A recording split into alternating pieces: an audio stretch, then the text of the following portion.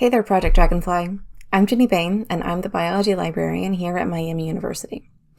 Essentially, I'm a research specialist, and while you're going through your program, I'll be your primary point of contact for anything library or research related. So, what exactly do I do? Lots of stuff. I can help you find sources and information on a particular topic. I can help you narrow down your topic if you find you're getting too many search results. I can give you advice about search strategies or keyword selection to help you find the most relevant information. I can help track down hard-to-find articles. I can answer questions about citations or style guides. I can give you advice and information about working with data. I can even help you get started with evidence synthesis projects like systematic reviews. Any of that stuff, all of that stuff, more, I can help you with.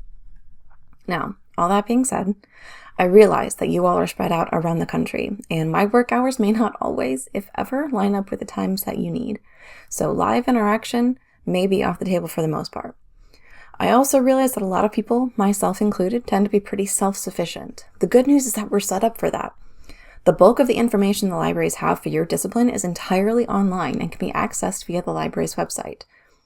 I highly recommend you bookmark the webpage because it's very likely you'll be using it a lot. It's at lib.miamioh.edu. Let's take a quick tour now, and I can point out some of the important features. Now, looking at our website, there's a lot to unpack here, but I'm going to try to keep it simple and just point out a few of the most important things.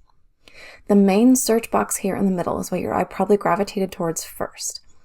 As a default, it is set up to search for lots of different formats and a lot of different collections.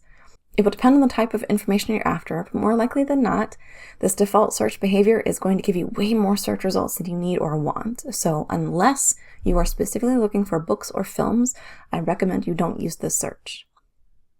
Let's talk really quickly about the different collections you can search if you do choose to use any of these.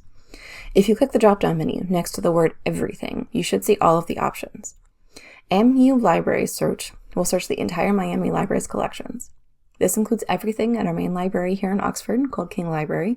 It includes materials at our regional libraries in Hamilton and Middletown.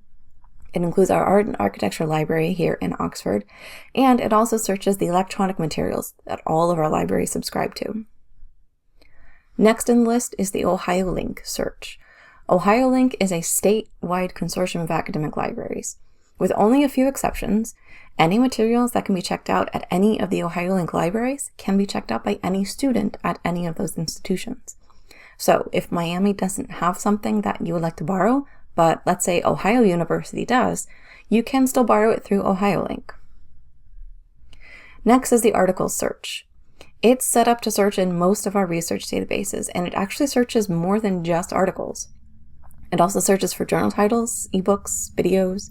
Basically, if it's included in any of the databases this is searching in, it will be included in the search results. And a lot of our databases do include more than just articles, so be careful with this one. Course reserves and special collections are next and are not likely to be useful for distance students. Course reserves are physical materials placed behind the main desk for a limited checkout for students in specific courses.